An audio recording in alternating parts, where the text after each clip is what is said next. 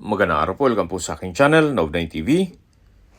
Meron po tayong short video clip, isang commercial residential property na along the highway. May lot area po ito na 5,401 square meters. Ito po'y titulado, kaya wala po kayong maging problema sa documentation o sa transfer ng title. Maganda po itong gawing gasolinahan o di kaya'y resorts and events place. Napakatahimik po ng lugar, sariwa ang hangin at malamig po ang klima.